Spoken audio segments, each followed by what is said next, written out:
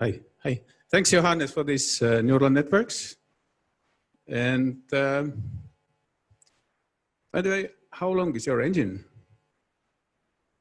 Okay. How is your neural network? Thanks. But my name is Gunnar. I work here as a product manager for machine learning. I just click and it works, right?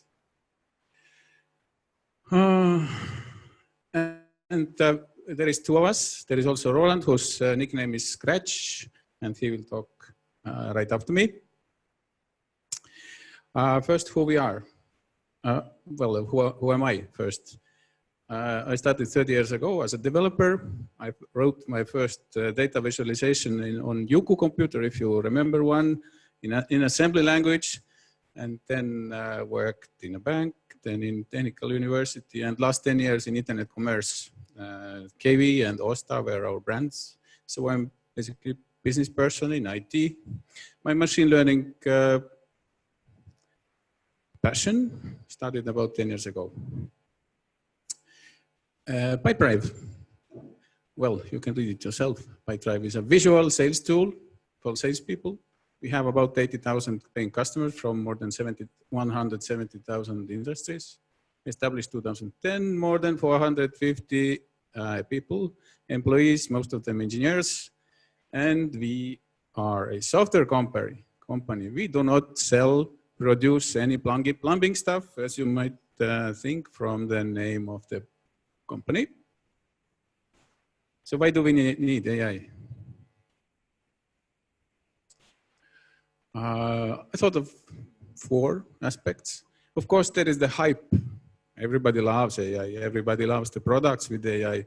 And of course, everybody markets AI, although they probably won't have it in the product.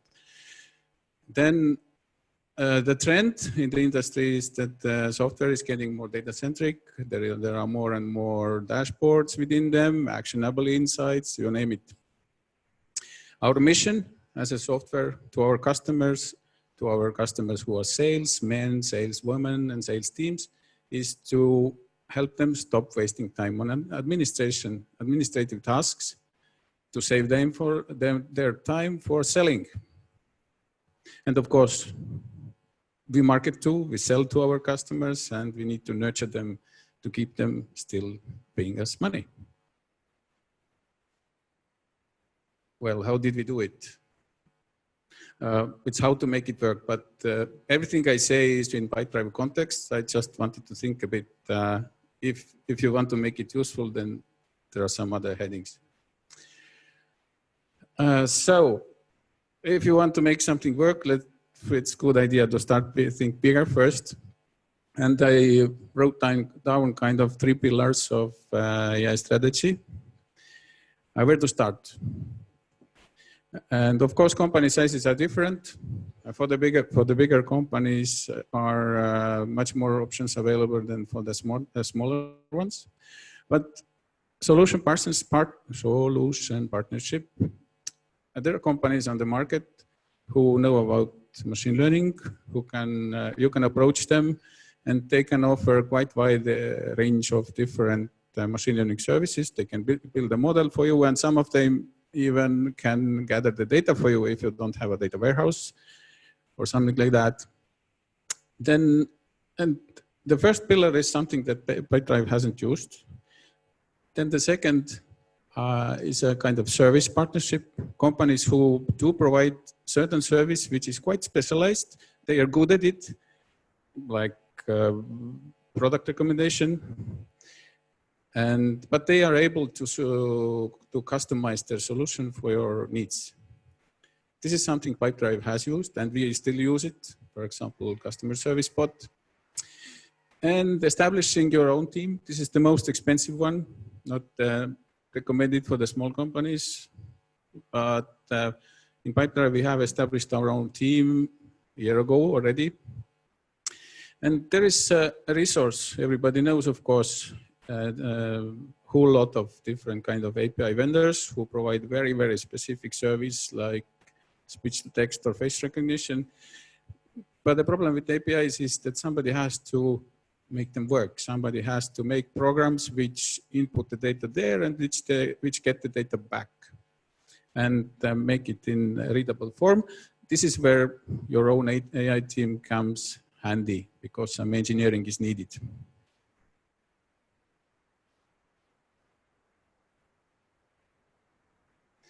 Well, continuing on AI strategy, what is important? Of course, number one, most of all, is management buy-in, because management is the guys who need to invest money and time for the efforts, and they are also the guys who need to set the expectations for their teams and AI guys or teams.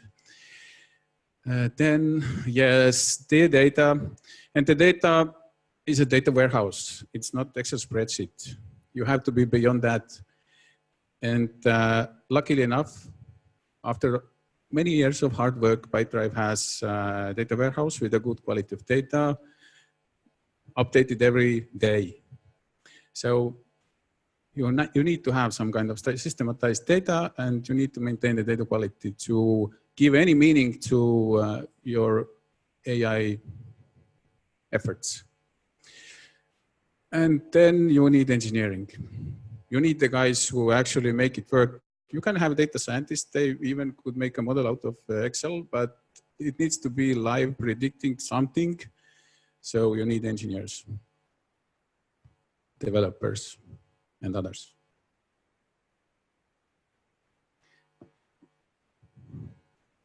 This is something which is more specific to Pipedrive, especially in AI world. We live in a dualistic world somehow. For us, there is a question, is AI a tool or is it a product? Or is it something in between or all three? So I tried to visualize with bubbles. For us, it is a tool when you think of predicting our own revenue. What would be our this quarter revenue, for example? Or what would be the conversion rate or churn rate?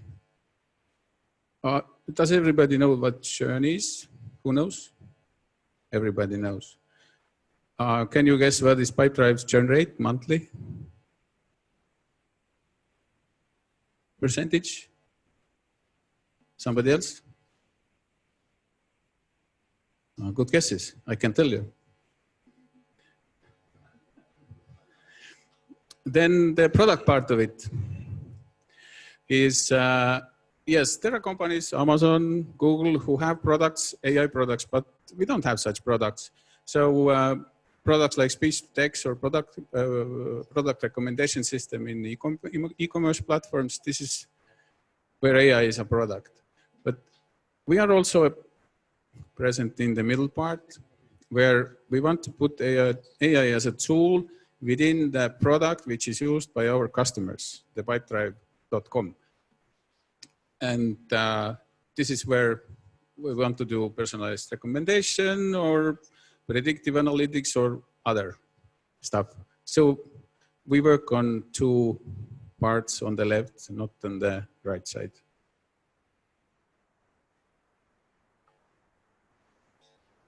Okay, so enough of duality. Let's talk about buckets. Well, it turns out we have experienced that management buy-in is not enough. And I'm not going to talk about this slide a lot. You can read it yourself, but these are the words appearing in between the lines when you discuss about putting AI into the product for the customers and when you talk to your people who have to develop it.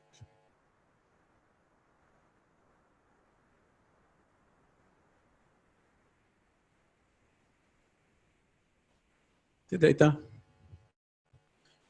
Even if you had 100% correct data, you still would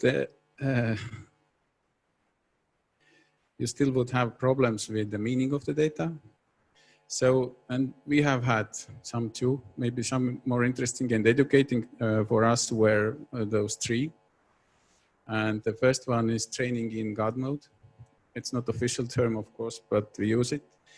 It happened when we trained the model for trial to paid conversion. So after the user has completed their 24-hour journey after registration, we want to know if they start paying 2 weeks in advance, after 2 weeks. So, and we made a model which was extremely good. The accuracy was very good. But the problem was there was country, one of the features.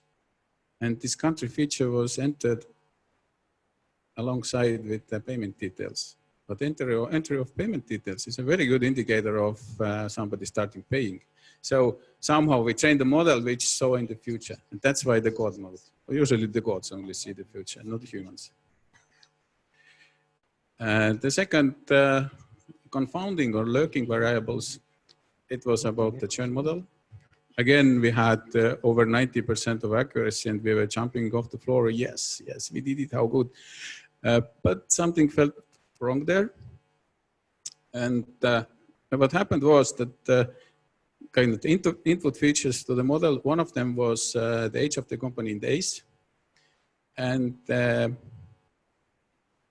of course, there is the churn flag was also.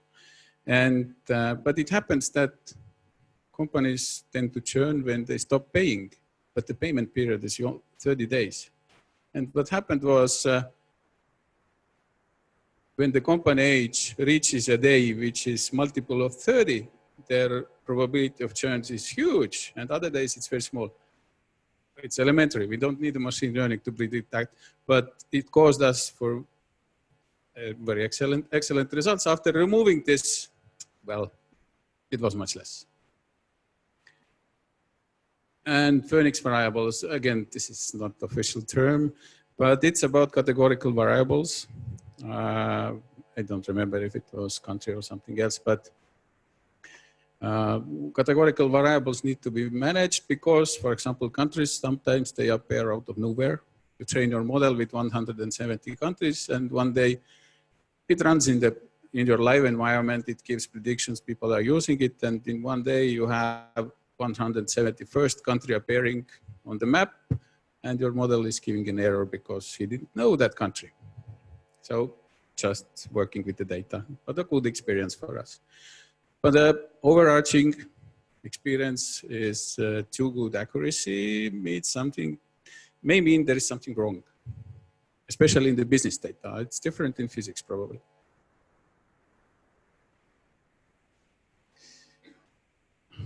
Okay, let me jump to another topic.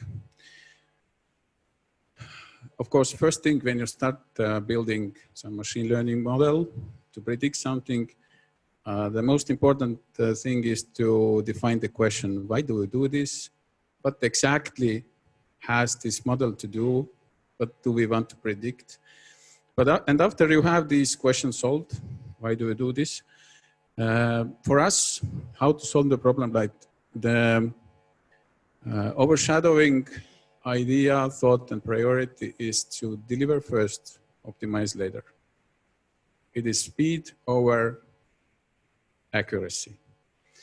And this is because we want to deliver to the end user, because end user is the only one who actually can give you qualitative feedback how good your model is. You can have very good precision, but it has to have a business value too. And the end user can be your own colleague using your prediction about your customers, making reports, calling them, offering them champagne or whatever. But they could also be your end users in Brazil using your product. So this is kind of our overarching priority. We we prefer simple models over the more complicated ones because, again, if you make it work with a simple model, your customer sees the value. You can always come back and make it better with more complicated, like generative adversary networks or LSTMs named before. We want to fail fast. This means that we want to discover that we are on a wrong way fast, so we can kill it and switch the road or take another decisions. We all work in time to market pressure, at least I hope most of us do this. And in these scenarios, if a project has been kicked off, there is always a possibility that you can't make the model working or you can't get the data right. Then it's better to have some kind of fallback option. And this fallback option can be just a rule of thumb for the first version, or maybe a service from service provider like Amazon or Google or whomever, or your local provider from Estonia. And measuring, yes, of course, we do measure the accuracy, but that's not enough. And well, we are not good at it either, but certainly we do want to measure the effect of our machine learning model or prediction to the business end to end. What is the business value of using of this kind of service? It also includes, you have to do it actually with your end customers.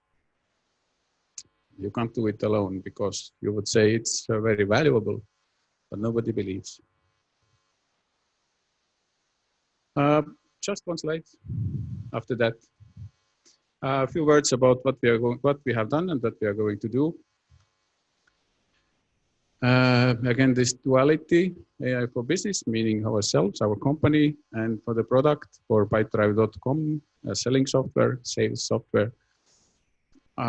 We have implemented conversion and churn predictions. The next steps would be, of course, we want to earn more money, and we want to predict if our customers are willing to pay more money, and of course, offer them options to pay more money. And if somebody is ready to adopt a feature we have, by feature I mean function within Pipedrive software, we should also be able to predict that, because it probably makes them more efficient, more happy with the product, which ends up in paying more one day, hopefully.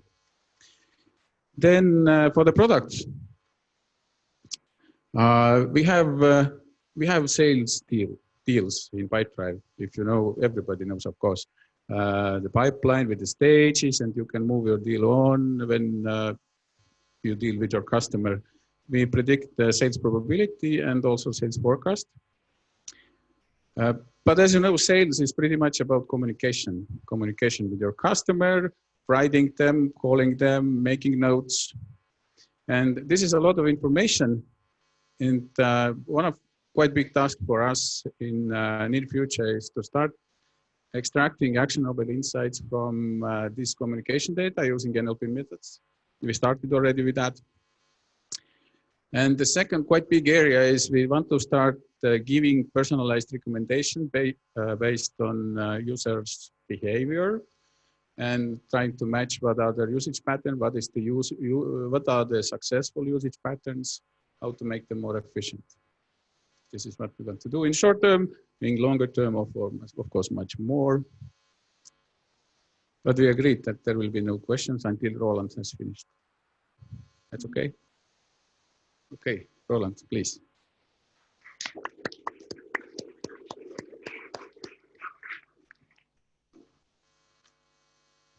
Thank you, Gunnar.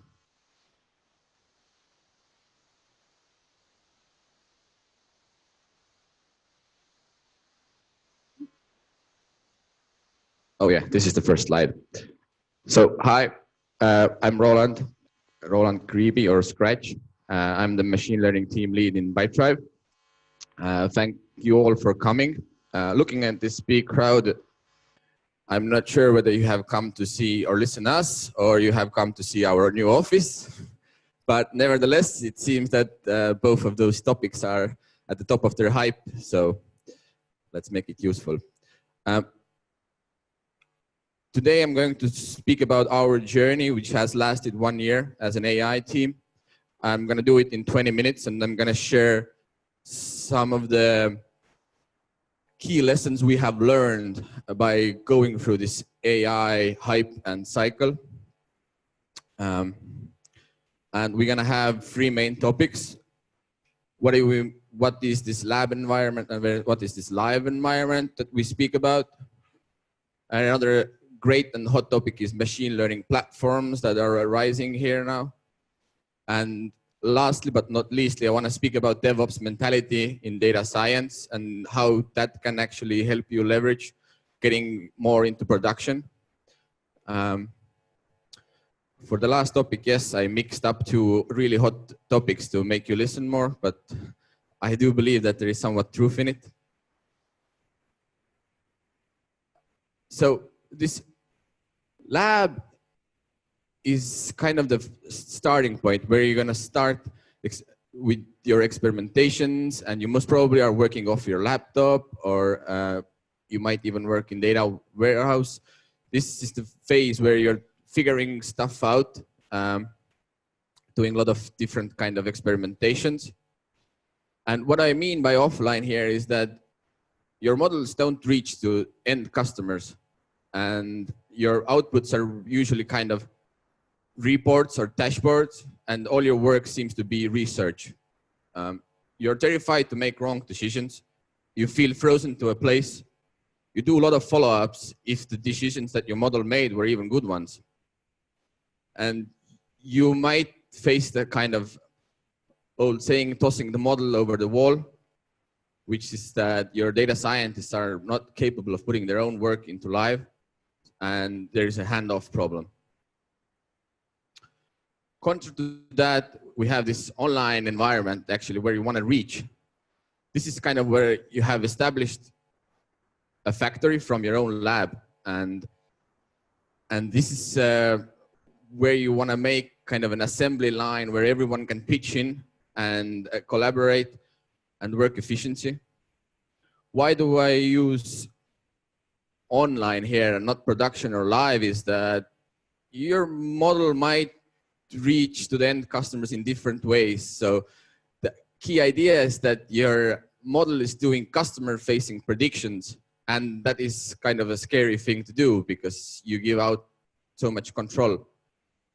And debugging in that sense can be really difficult as well.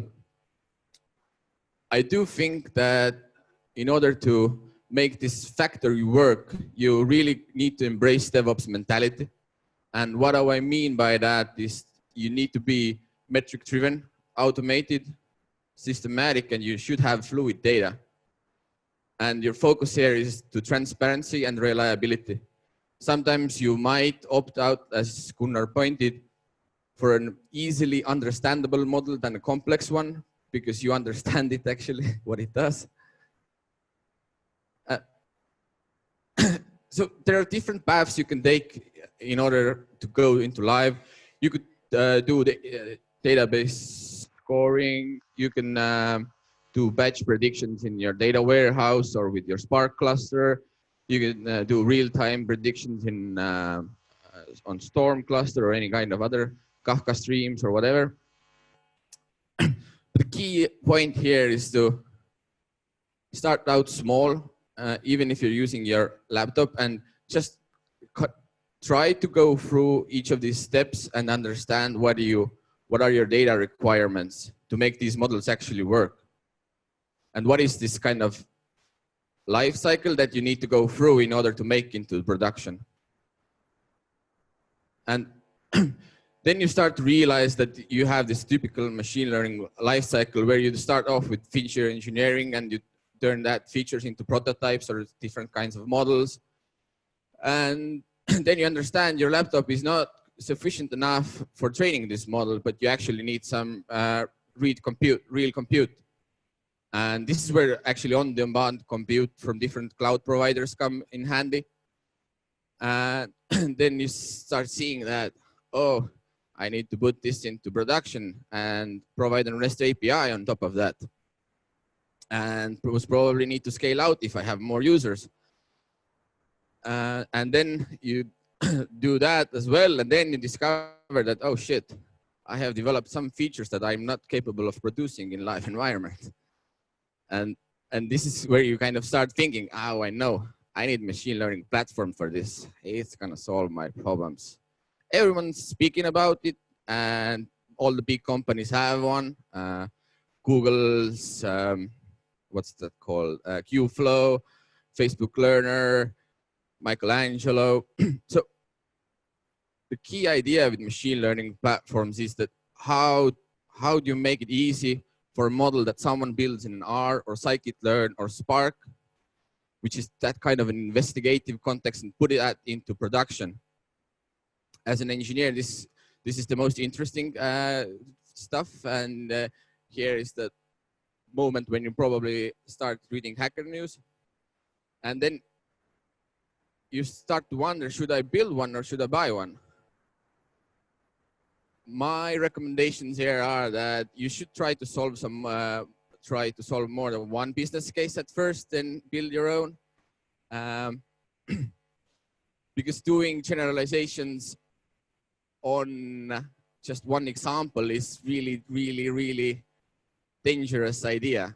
And as a machine learning engineer, your problem at first shouldn't be developing a machine learning platform at all. It should be driving business value. That's the actual kind of output of your work. Furthermore, there is no real end-to-end machine learning platform out there, to my knowledge. All they do is provide you with the possibility to serve predictive models or train on a scale compute. But still, you have to take care of your own data pipelines, and this is where the difficulty lies. And so with data, you actually have a lot of problems. And the more you go to production, the more those problems become so much more real. You have data that arrives on different times. Your upstream breaks. Your data gets old. Your data scientist is trying to download all of that data into their machine. Yeah, that can happen. And yeah, and from there you need to start building those data pipelines, which actually will provide you the biggest gains in terms of optimizing your work.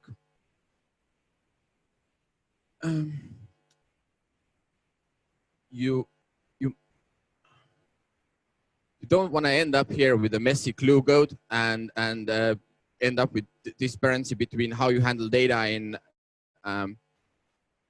training and in live productions. So making your data pipelines into really solid ones is a key thing to do, and it's really crucial to start from this point actually. As your machine learning models are more and more injected into your end product becomes more and more data driven. So this is where your other teams can also kind of leverage that. And last topic, I want to speak about this DevOps stuff. Not because it's hot topic right now, but actually I think that we are repeating history here again. This is where engineering has gone through previously. You have those software developers handing off their code to operations people, and operations people operating that code in live. So that's what you have with the data scientists and machine learning engineers. Data scientists handing off their model to an engineer who needs to run that stuff in production and kind of realize that doesn't work. So you kind of have to make this environment that allows for autonomy, ownership, and focuses for everyone to get involved. And ideally, that would be awesome if data scientists can push out their own models and build their own data pipelines that are solid, because you don't really want to avoid in those silos and handoff problems. And as a recap, I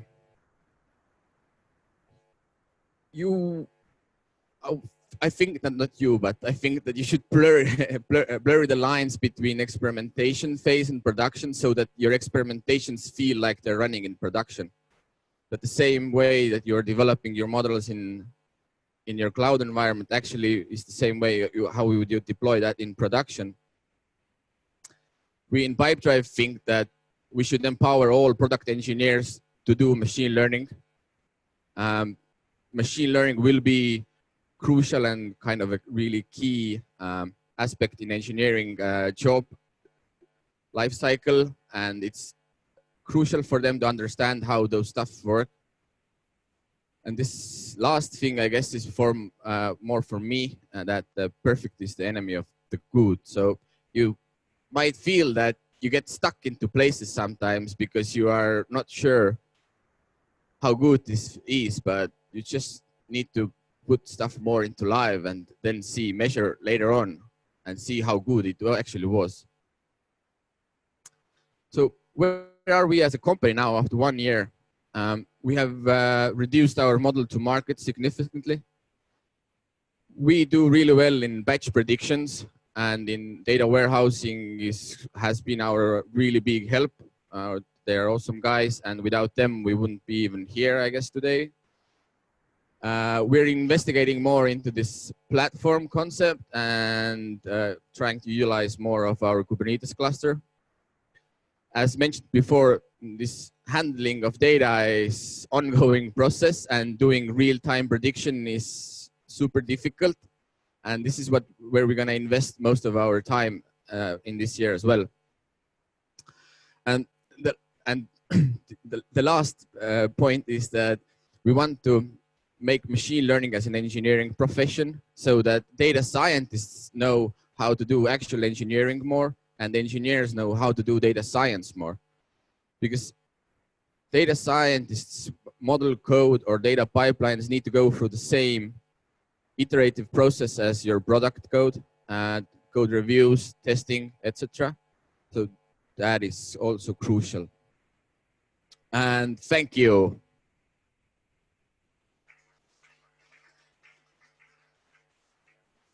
And questions?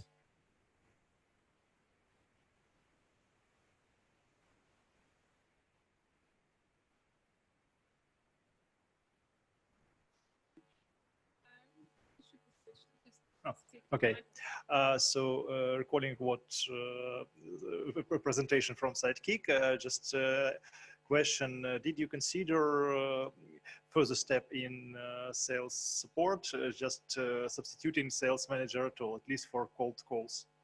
Like if we have artificial intelligence that can speak and we have common context, so for at least for cold calls, I think it can be automatized maybe.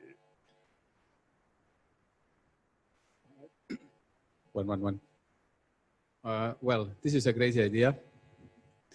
And it's a very long way to go there. But looking at the data of our users and how Pipedrive is used, which is a sales tool, but some people even use it for arranging dates and many other functions, I will think it's very far away. Thanks. Do we have more questions or comments? There you go. Yeah, thanks for the talk. Can you give an example of a product, successful product you integrated in your system, like machine learning powered? Okay, you need to be more specific about code, or was that did I understand you correctly? Code? No, I mean, for example, like a chatbot or whatever you. Okay. So what are our successful deployments of models? So revenue prediction is definitely one. We have done transcription jobs. These are the customer-facing ones, and internally churn prediction, trial to paid. Then there are some things that we haven't put into live because they were too difficult. There are many on the pipeline in development, like customer-facing chatbot, not talking chatbot, but support chatbot. That's it. Okay, thank you. I'm gonna throw it now. Hey, so how do you deliver features for real-time inference? So real-time features are currently supported by our Kafka clusters, from which we gather different data and do predictions on that. We replicate them to our kind of feature store that is hooked up to models where you can do API calls against. So it's not only model, but its model comes with the data. And that's actually a pretty difficult task to do, to build streams that do aggregations over streams. So yeah, that's kind of our next big goal. And so you have feature storing like for real-time inference or also like for experimentation or training the models on them? No, only for real time. Training models is still, we rely on Hive and data warehouse.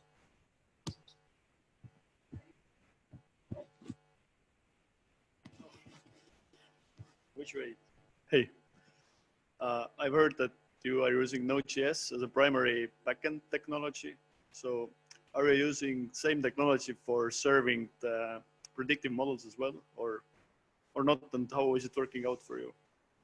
So yeah, most of the Pipedrive is using Node.js. We are a bit different. We use a lot of Python as well. But we do have this kind of a gateway concept where which is built in Node.js, where the requests come in first, where we do authentication and where we map the data with models. So what we do with models is that we serialize them in some kind of a format. Usually it's like PMML or whatever different formats you can use. And we serve them in a kind of different microservice. And this gateway maps together this model as the REST API and data to go with that. Yep. Thanks. Thanks. Any more comments? Hey, I have a question that what do you think, how many months or how long does it take for a software engineer to become useful in machine learning, to become productive or something like that in your environment if you like enable them? So useful meaning that they can build their own models and they can understand a little bit about those models, or what do you mean by useful? Like the learning curve when the results are actually becoming meaningful. And they have built the model, right? And they need to build the model and train it themselves. It doesn't actually matter. I mean, just if you have just some pure software engineer who starts looking into this machine learning things, and is it like results already from day one that they are like? It's difficult to answer that question. I guess it has taken me a year and I'm still not useful. But we actually have this kind of machine learning academy going on where we train our engineers, or we try to train our engineers to think in machine learning terms. Unfortunately, academy is still in its youth and we haven't had any graduates. But I guess it's doable in months. I don't know. It very much depends on the level, I think, because it is for a reason that in our team we have data scientists and engineers, and these engineers are also developers. So I would imagine that if there is a small company with only one developer who wants to develop a statistical model with using multilinear regression, it would be a few months. But in Pipedrive context, I would say that one developer, even if interested in, it would take much longer because the models are much more complicated. The data is bigger, maybe a year. Thanks. When it comes to tools, that is all available for them. The data is also available. It pretty much depends on the person how well they can pick up statistics and machine learning. So it's really dependent there. But all the tools are available to all of the engineers in our company. Hi, so we are a small company, not as fancy as Pipedrive, so we don't have as many titles. Recently, we won a bid to one of the largest retail in Canada to do NLP, specifically text analytics. We did it just a team of 3. One of them is developer doing part-time, and we did an R model in R, machine learning model in R, and it was good enough between all the people, all the companies that would bid for this. Now it's becoming real now. Should we hire more people and continue building our in-house model? Should we start thinking about going into a platform as a service from Amazon? What would you recommend in this case? So with Amazon, and I think you're speaking about SageMaker, right? Yes, but Amazon is just an example. I Okay. really don't. So we rely heavily on SageMaker, and this was actually really boosted our data scientists work really heavily. And it's good to start off with that kind of a cloud platform, because then you become more knowledgeable what you actually want out of your platform. Should you hire more? I don't know. That's up to you. But you have to think if this machine learning model is that your business? Like, is that your product, or is that tool for your product, as Gunnar mentioned? So if that is your product, then you definitely need to keep that model in-house, right? You can't put it out because that's your advantage. So yeah, general it's answer. the example of are we a bread maker, or are we an oven maker? Yes, so, exactly. Yeah. Mm-hmm. Thank you. Okay, I guess no questions. We still have an hour for that. First of all, thank you, Roland and Gunnar and Johannes, for today's. Woohoo! Thank you for the good energy on the stage, and the content also was brilliant, of course. And thank you all for spending your evening with us. Hopefully see you again in the middle of February. February actually starts tomorrow already, and our next meetup is going to take place at Skype's office in Mustamäe. But now we still have almost an hour here to get to know each other. So grab a drink, talk to Pipedrive's people, get to know each other, and see you next time. Good evening.